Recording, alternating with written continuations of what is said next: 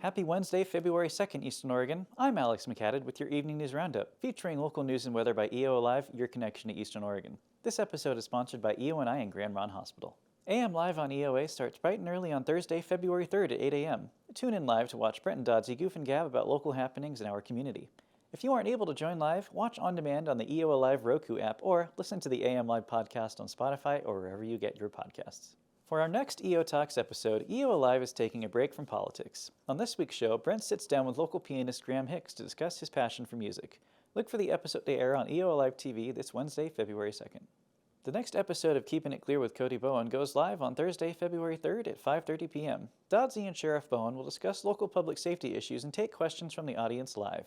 If you aren't able to watch the show, catch it on demand on EO Live or listen to the EO Talks podcast on Spotify or wherever you get your podcasts. I went down to Salem this week to speak with Eastern Oregon legislators Senator Bill Hansel and Representative Bobby Levy. Legislators discussed their bills during this 2022 session and provided information about how to contact them.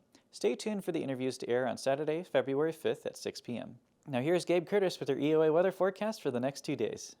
As we head into the overnight hours tonight, I'm tracking most of us to drop down into the teens and 20s. 2 inches of widespread snow is expected up in the Grand Ronde Valley, although a few isolated areas could pick up 3, 4, maybe even 5 inches of snow, especially out towards Somerville. That seems to be a slam dunk up in Meacham, up to 7 inches in Tollgate. Not expecting any sticking snow in Pendleton, as we will not see freezing temperatures until after the moisture moves out, but we could see some snowflakes mix in with rain.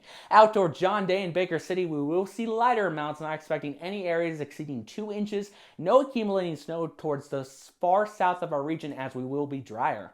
Heading into the day on Thursday, I'm tracking all of us to top out into the 30s and 40s. Snow will only stick around towards the center part of our region, averaging out around an inch. We will be dry up in Pendleton as well as down south towards Burns in Ontario, where we will see developing sunbreaks. Heading into the day on Thursday for LeGrand, it does look like this. Really light snow to start with the temperature near 30 at 9 o'clock in the morning. We warm up well into the 30s in the afternoon with diminishing moisture. South winds will remain light, only gusting up to 20 miles per hour in spots the second half of the day. Heading into my short-term forecast for the Grand Ronde Valley, 37 degrees for Thursday, heading into the mid-20s overnight as we see decreasing cloud cover, although we quickly cloud up by Friday as we get increasing winds up to 40 miles per hour in spots. Our next weather system brings us isolated showers that could hold a little bit of sleet, rain, and snow with temperatures similar on Friday. Back to you. Thanks for watching EO Alive, your connection to Eastern Oregon.